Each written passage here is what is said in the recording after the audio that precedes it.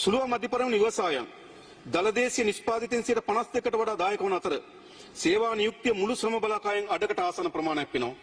එම ව්‍යවසායන්ගේ මූල්‍ය ප්‍රවේශීය නැන්වීමේ අරමුණ දේශීය බැංකු හරහා ආයෝජන සහ කාරක ප්‍රාග්ධන අවශ්‍යතා සපුරාලීම සඳහා සානදායි පොලි අනුපාතය යටතේ ණය ප්‍රදාන කිරීමෙන් රජයේ සහාය සහිත ණය යෝජනා ක්‍රම කීපයක් හඳුන්වා දී තිබෙනවා.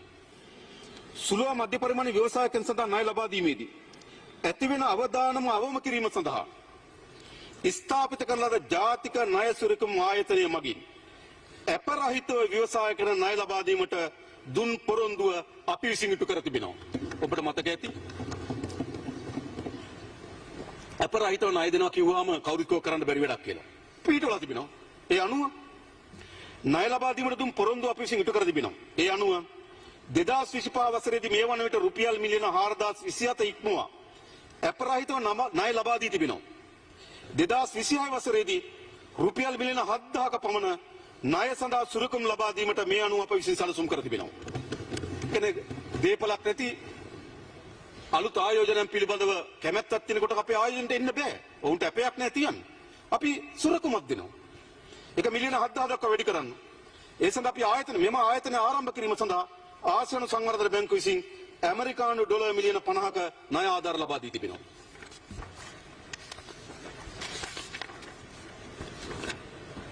සුළුව මධ්‍ය පරිමාණ ව්‍යවසායකයන්ගේ කාරක ප්‍රාග්ධන අවශ්‍යතාව නිසා ආයෝජනය සඳහා සාර්ථක පවත්වාගෙන යන ව්‍යාපාරයකට රුපියල් මිලියන 25ක් දක්වාද ආර්ථික අපහසුතාවලට මුහුණ පා ඇති ව්‍යාපාර සඳහා රුපියල් මිලියන 15 දක්වාද සහන පොලි අනුපාතයට ණය ලබා දීමට රුපියල් මිලියන 25000ක් වෙන් කරලා තිබෙනවා.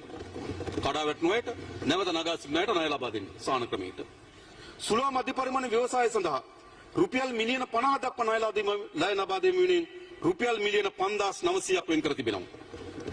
කුෂ්කර්ම අගේ දාමෙන් සංවර්ධන කීයේ නව සපිරි ණය යෝජනා ක්‍රමය හරහා 5ක පොලිස් සහනාධාරයක් යටතේ රුපියල් මිලියන 3 දක්වා කුෂිකාර්මික ණය ලබා දීමට රුපියල් මිලියන 1700ක් වෙන් කර තිබෙනවා. සුළුව මධ්‍ය පරිමාණ ව්‍යවසාය සංවර්ධන ණය යෝජනා ක්‍රමය හරහා අලුත් ණය යෝජනා ක්‍රමයක් ආරම්භ කර ඒ වෙනුවෙන් රුපියල් මිලියන 7700ක් වෙන් කර ඇති අතර ඒ තුලින් සහන පොලියට රුපියල් මිලියන 50 දක්වා ණය ලබා දීමට යෝජනා කරනවා.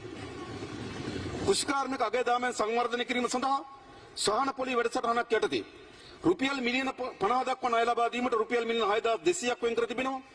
ඔඩපණ ණය යෝජනා ක්‍රමය යටතේ සුළුව මධ්‍ය පරිමාණ වීමෝල් හිමියන්ට රුපියල් මිලියන 50ක් දක්වා සහන පොලි අනුපාතිකයන්ට ණය ලබා දිය හැකි මේ සඳහා රුපියල් මිලියන 15000ක් වෙන් කරලා තිබෙනවා.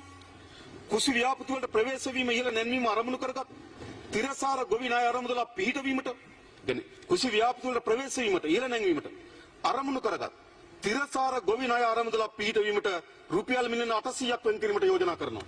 අලුත් ආරම්භදලා හදන්න ඕන මේ ගොවීන්ට සාහන මිලට ණය ලබා ගන්න. ගරු කතානායකතුමනි, මීට අමතරව තරුණ ව්‍යවසායකත්වයේ ණය යෝජනා ක්‍රම, සුද්‍ර මූල්‍ය ණය, කාන්ත ව්‍යවසායකත්ව සහභාගී ගැනීම ණය ක්‍රමද ඇතුළත් සියලු ණය යෝජනාවන් සඳහා මුදල් වෙන් කර තිබෙනවා.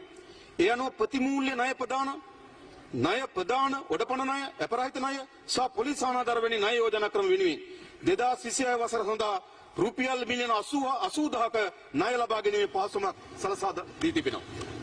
නව ආයෝජන පුළුල් කිරීම සහ සුළුව මධ්‍ය පරිමාණ ව්‍යාපාර සඳහා නව ආයෝජන ඉදිරිපත් කිරීමේ අරමුණින් දැනට පවතින වැඩි කළ ප්‍රාග්ධන දීමනාව සඳහා සුදුසුකම් ලබන ආයෝජන සීමාව. ඒ කියන්නේ දන්නෝ ප්‍රාග්ධන යොදපුවාම අලුතෙන් ඩොලර් මිලියන 3 දක්වා තමයි සහනය ලබා දෙන්නේ. ඒක සුළුව මධ්‍ය පරිමාණ ව්‍යවසායකයන් හිතකර තත්ත්වයක් නෙවෙයි. අපි ඇමරිකන් ඩොලර් මිලියන 3 සිට ඇමරිකන් ඩොලර් මිලියන 250000 දක්වා පහළ දැමීමට යෝජනා කරනවා. ඩොලර් 250000 දක්වා පහළ දැමීමට යෝජනා කරනවා. ඩොලර් මිලියන 3ක් කියන්නේ රුපියල් මිලියන 900ක් වගේ. ඒ සුළු මධ්‍ය පරිමාණ ව්‍යවසායකෙක් නෙවෙයි. ඒ නිසා උන්ටත් මේ සහනය ලබා ගත යුතුයි. ඒ නිසා ඩොලර් මිලියන 3ට ලබා දෙන සහනේ 250000 දක්වා පහත එළනවා. අපිට අවශ්‍යයි සුළුව මධ්‍ය පරිමාණ ක්ෂේත්‍රයේ නව උන්නතියක්, නව වර්ධනයක් අවශ්‍යයි මේ ආර්ථික ඉලක්ක ජයග්‍රහණය කරනවා.